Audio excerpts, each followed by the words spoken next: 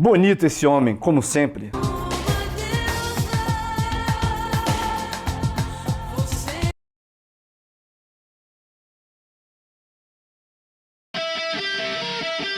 Bruno Ferreira Silva perguntou: Primata, um amigo meu tem uma dúvida, blá blá blá, comentário gigantesco. A dúvida dele é basicamente por que um avião não consegue entrar em órbita. Aqui é o seguinte, a gente precisa distinguir como o avião e o foguete funcionam, que são formas diferentes.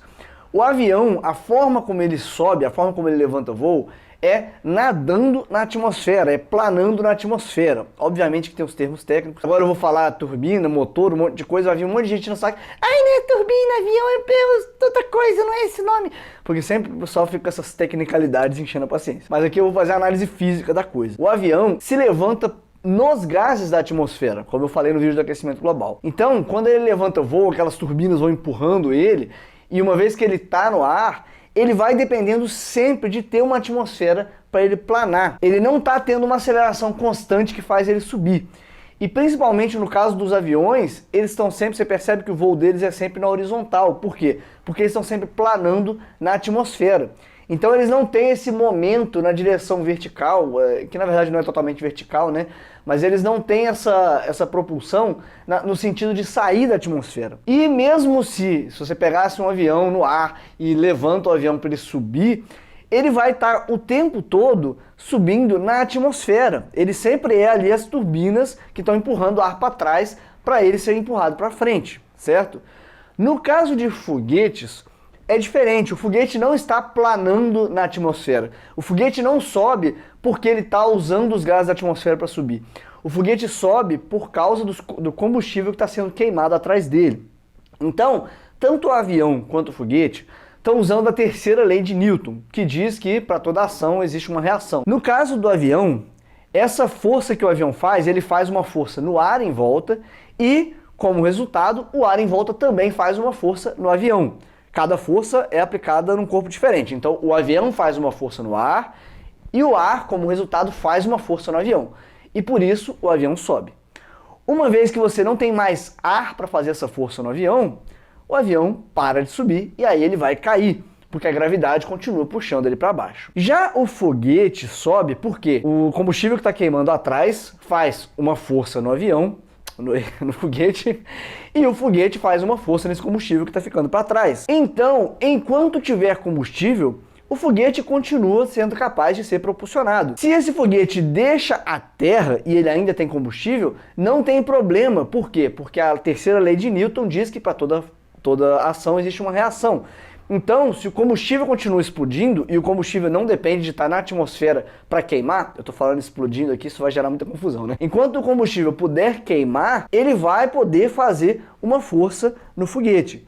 E essa força vai impulsionar o foguete para frente. E o foguete vai fazer uma força contrária. Então, é sempre este princípio, a terceira lei de Newton, força de ação e força de reação. É por isso que um foguete consegue sair da Terra e não depende de ter atmosfera para continuar escapando da gravidade. Já o avião não consegue. Por quê? Porque o avião depende diretamente da atmosfera para conseguir continuar mantendo o voo dele. Agora, a gente conseguiria fazer um avião subir e ganhar força suficiente nessa subida para deixar a atmosfera? Eu confesso que eu não investiguei isso antes de gravar esse vídeo aqui, e eu não me sentiria confortável nem para dizer que sim, nem para dizer que não. Se eu tivesse que dar um palpite educado,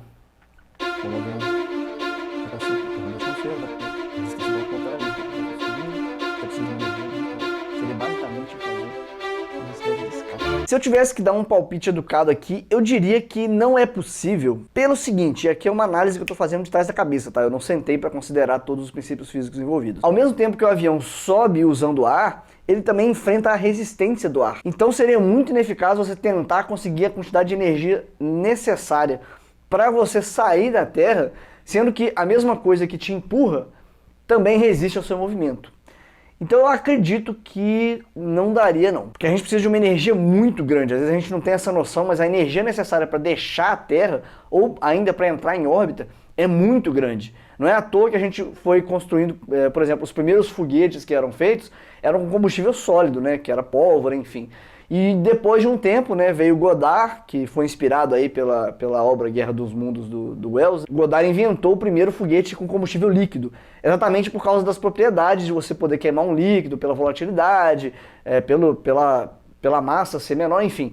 Tem uma série de coisas envolvidas aí na construção do foguete líquido, como a gente usa hoje. Então eu arrisco dizer que não tem como construir turbinas que fossem capazes de enviar, até porque uma vez que você constrói turbina, ela já acrescenta massa, enfim.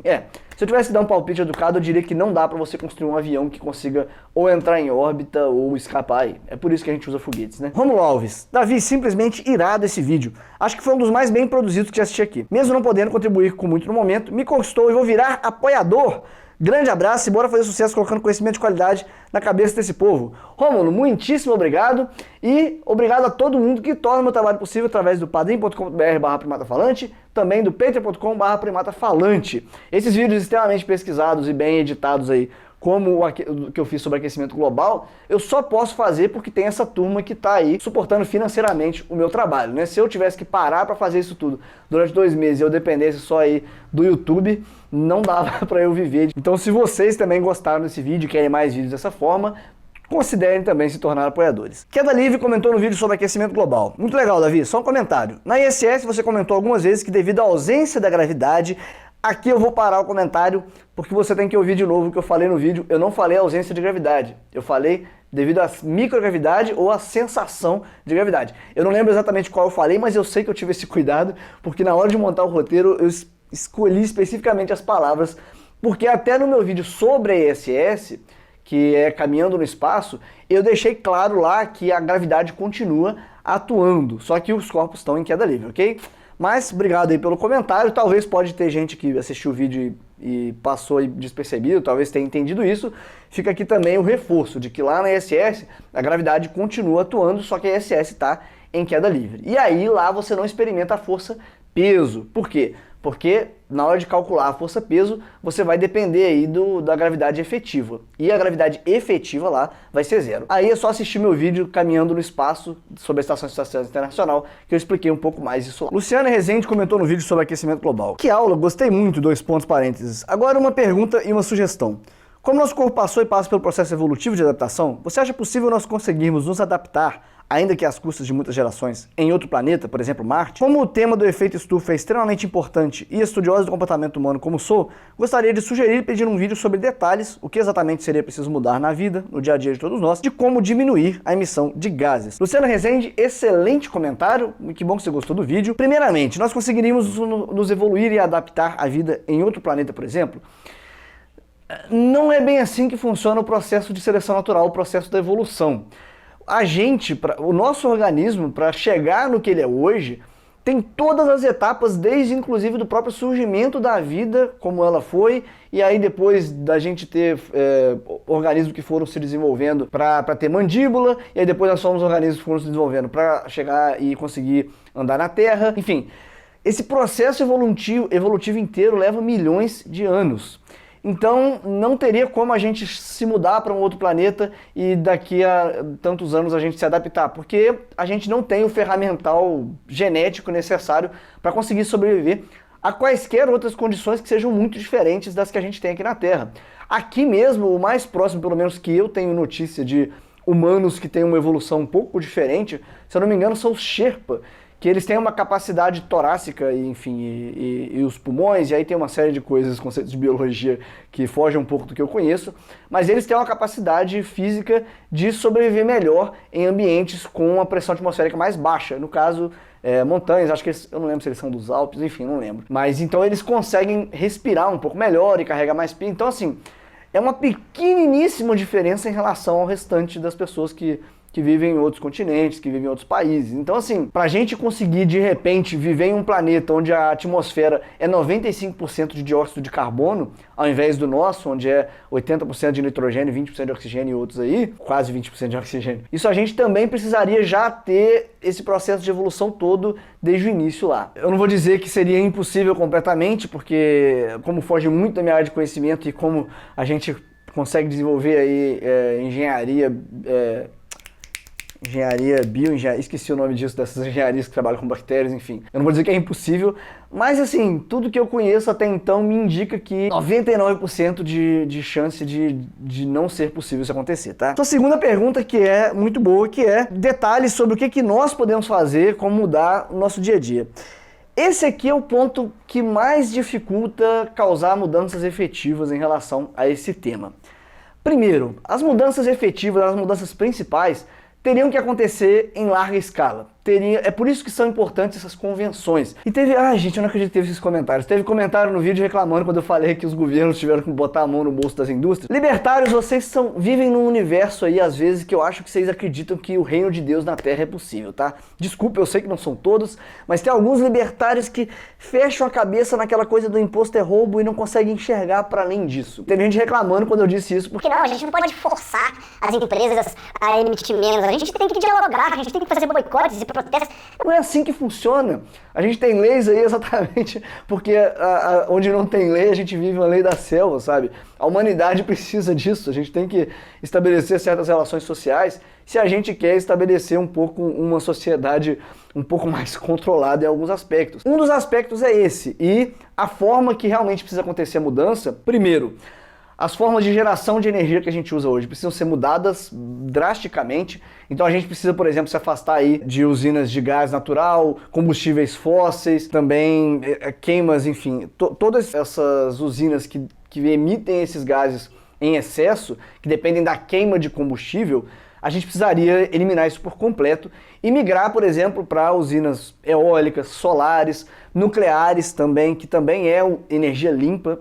Existem muitos mitos sobre a energia nuclear, sobre quão perigosa ela realmente é, mas, enfim, é uma energia limpa também. Inclusive, no futuro, quem sabe, fusão nuclear, que é uma tecnologia que tem que se desenvolver. Uma outra coisa que seria necessária, e aí eu acho que é uma que realmente pega ali na espinha da maioria das pessoas, é que a gente teria que desenvolver uma dieta mais vegetariana, porque a pecuária é uma das indústrias que mais emite, que é mais intensa na emissão de gases do efeito estufa aí. Então você já deve ter visto em algum lugar o pessoal falando que as vacas são responsáveis por grande parte da poluição, mas você tem que lembrar que a gente só tem essa quantidade de vacas imensas aí por causa da indústria da carne, por causa de a gente se alimentar disso. E aí esses animais são produtos, né? Eles são produzidos em escala imensa. E se fosse deixar eles na natureza, vamos dizer assim, como outros animais, nem de longe a gente teria essa quantidade gigantesca e eles se reproduziriam de uma forma muito diferente, enfim. Sem falar de tudo que é necessário para purificar, sem falar dos problemas também com antibióticos, enfim. Eu não vou entrar aqui nesse detalhe, porque daqui a pouco vai começar a gente...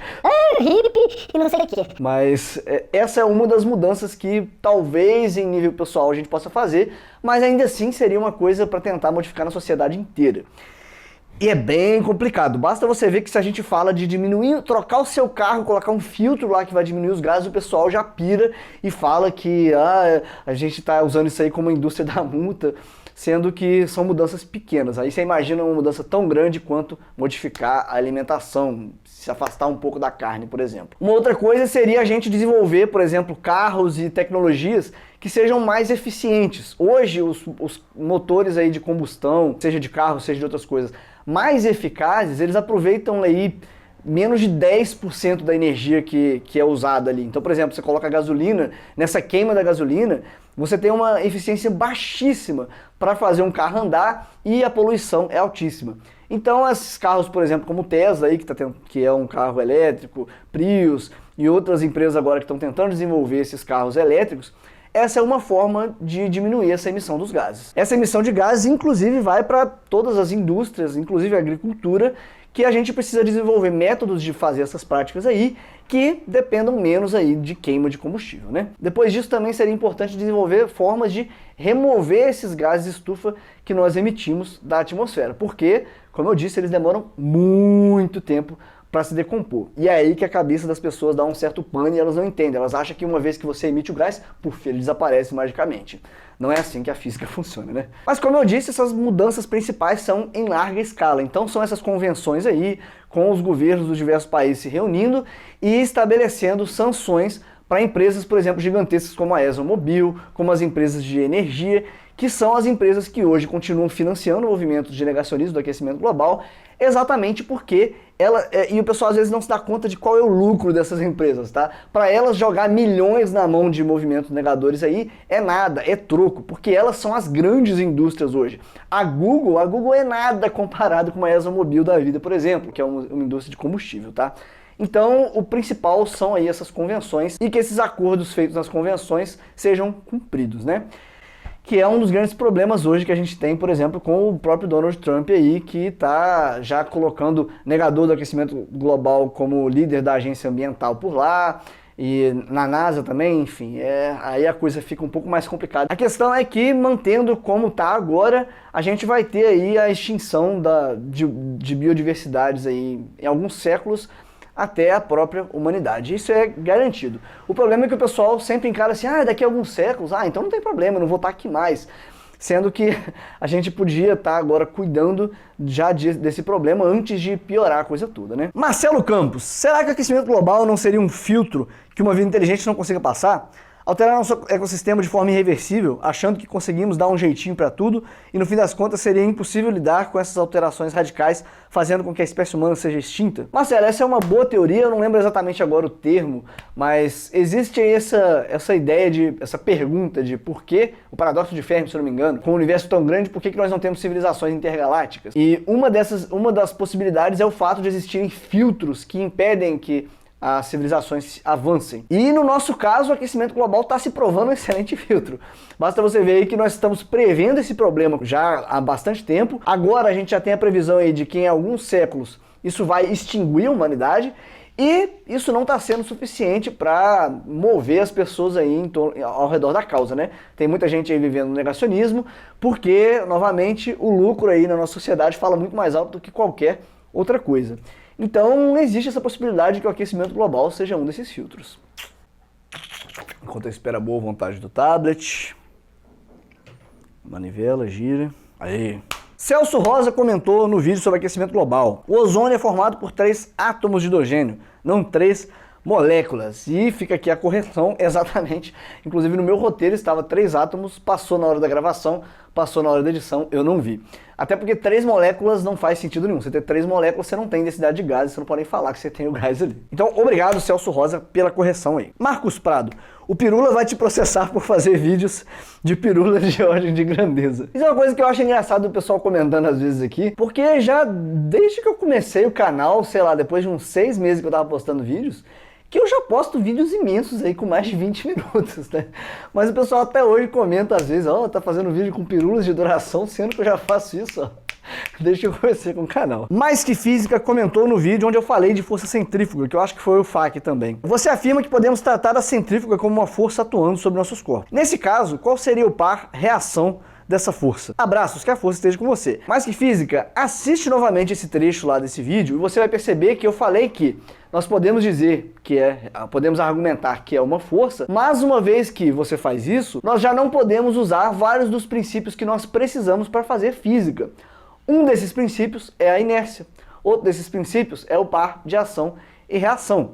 Mas isso não te impede de escolher um referencial acelerado como seu referencial. As suas contas ficam extremamente mais complicadas, fica muito mais complexo, você perde aí, por exemplo, o próprio princípio da inércia, mas não tem nada que te impeça de escolher um referencial acelerado como seu referencial. E aí, desse referencial acelerado, a força centrífuga é sim uma força. Obviamente isso não anula o que eu falei no vídeo lá, que se você perguntar para vários professores de física e pessoas da área, cada um vai dizer uma coisa, gera uma baita discussão se força centrífuga pode ser chamada de força ou não. Murilo Guedes, Davi, se você pintar o cabelo de amarelo vai ficar parecendo um Super Saiyajin nível 3.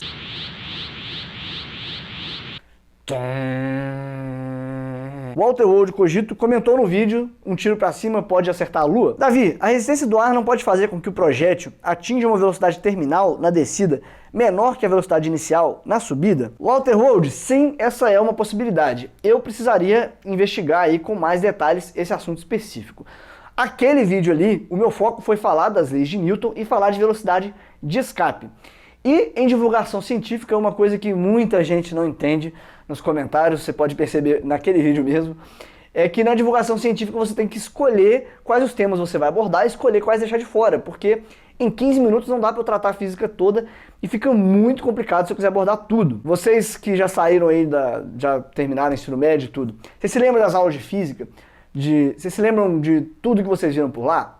Vocês provavelmente não se lembram porque o professor era obrigado a pegar todos os assuntos e condensar no tiquito de nada de aula que ele podia dar. Aqui no canal eu tenho o privilégio de poder fazer pequenos trechos esporádicos, cada um com um tema, e com isso passar melhor o que significam essas coisas, melhorar o entendimento e não só vir aqui repetir um monte de conceito de física, blá blá blá blá blá blá. Então, como eu não tenho essa limitação, o que eu faço nos meus vídeos é escolher trechos e abordagens para poder trazer conceitos de física. A velocidade terminal é um outro conceito que eu vou abordar em vídeos futuros. Essa resposta que eu vou dar aqui não é para você, tá, Walter? É para muita gente que às vezes me xinga nos comentários, me crucifica, porque eu deixei uma coisa ou outra de fora, sabe? Primeiro, a minha ideia aqui com os vídeos não é responder tudo. Minha ideia é causar aqui, é trazer o tema para a mesa, para vocês discutirem nos comentários. Eu acho muito legal quando isso acontece. Alguém lança uma pergunta, vem o outro responde, vem o outro lança outra pergunta, vem o outro responde.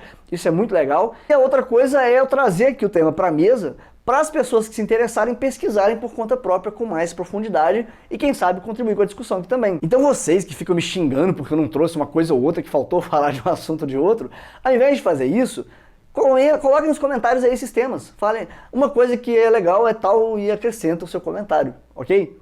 Vamos ser mais paz e amor aí nos comentários e entender que a ideia dos vídeos aqui não é esgotar o assunto, é trazer a discussão para a mesa aí, ok? Jovem Mancebo, esse é o vídeo de 2017. Vou passar para todos os meus alunos. Valeu, Primata! Ele comentou isso no Cantinho da Disciplina. E eu só incluí esse comentário aqui para fazer o merchan do Cantinho da Disciplina. Para vocês que não viram ainda, muita gente perdeu. Cantinho da Disciplina é um quadro que eu criei que eu acho que ficou muito legal e o pessoal gostou muito. Então não deixem de assistir lá também, ok? Guilherme Silva comentou lá na página do Facebook. Voltaste com os vídeos, coração? Todos os vídeos que eu posto, alguém comenta, você voltou, que legal, você voltou, você voltou. Gente, mas eu nunca fui embora. Não é porque eu fiquei aí 2 meses, 3 meses sem postar um vídeo que eu parei com os vídeos, né?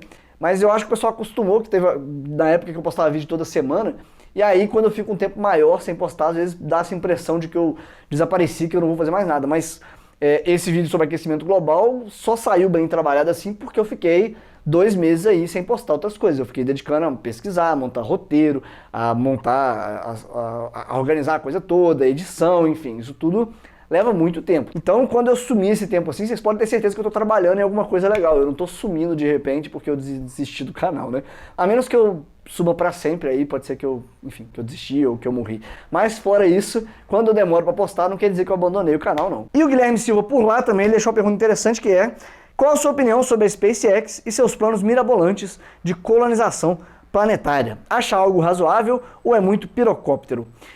Então, a SpaceX eu acho que hoje, obviamente é uma empresa que está aí desenvolvendo tecnologia, está fazendo coisas inovadoras e muito legais. O Elon Musk é um cara que não só é empreendedor, como ele tem objetivos muito interessantes. Acho que é um cara que é ótimo que ele seja aí um líder e que as pessoas sigam ele, que ele ganhe destaque porque ele tem boas ideias. Mas a SpaceX também passa por aquele problema, e ela está enfrentando muito bem, que você sempre enfrenta uma vez que você quer fazer de algo um negócio. Então a SpaceX ela depende muito de publicidade, e aí ela fala de metas mirabolantes e às vezes de metas que são irrazoáveis e que não vão ser atingidas, que qualquer pessoa que ouve e que conhece um pouco mais do assunto sabe que não vão ser atingidas, mas ela precisa fazer essa publicidade aí para gerar hype e para trazer investidores e coisas desse tipo, né? A SpaceX está no mercado de ações? Bom, não sei. Então esses planos aí de colonização interplanetária da SpaceX, eu não acho que é uma coisa impossível da gente fazer, mas nos prazos que eles falam, com certeza não dá para fazer, é viagem completa, tá? Eu acho que talvez seja interessante colocar essas metas aí perto e aí você avança com mais velocidade, não sei exatamente, mas para você analisar aí a coisa toda, nesse prazo pelo menos, realmente é pura publicidade. Que um dia eles podem fazer, eu não duvido não, porque a SpaceX mesmo já mostrou aí que ela consegue fazer coisas que todo mundo duvidava. Por exemplo, conseguir subir com um foguete até uma certa altura e pousar ele de novo. Teve muita gente que dizia que isso nunca ia acontecer, enfim, e eles fizeram. Obviamente que em tecnologias em geral eles estão a quilômetros de distância para alcançar a NASA, por exemplo, mas eu não duvido que eles sejam capazes de fazer isso um dia não, e é muito bom que tenha eles aí tentando fazer isso. Esse foi o vídeo de hoje, dessa maratona de 31 vídeos em 31 dias, né? Eu tô falando 30 vídeos em 30 dias porque sou mais musical, mas de vídeos todos os dias em outubro. Espero que vocês tenham gostado. Não se esqueçam que sexta-feira agora, dia 6, nós temos uma live aqui no canal, e todas as sextas em outubro nós vamos ter live aqui. Venham, por favor, participar pra gente bater um papo, pra gente conversar um cadinho. Vai ser ou às 8 ou às 9, então fiquem de olho aí no YouTube que eu vou agendar e venham aqui pra gente bater um papo, ok? Muito obrigado pra todo mundo que apoia meu trabalho. E se você tem interesse em apoiar o canal, mas não quer fazer recorrente, por exemplo, com o Padrim, com o Patreon, tem outras formas, tá, gente? Eu vou deixar o link aqui, é primatafalante.com/apoiar. Se você acessar lá, tem outras formas pelas quais você pode me apoiar e contribuir com o meu trabalho. Se você tiver interesse em fazer isso, se eu não quiser ficar esse compromisso de todo mês pagar alguma coisa, acesse lá. Então a gente se vê amanhã no próximo vídeo, nessa maratona de vídeos todos os dias em YouTube. Abraço pra vocês e até o próximo vídeo.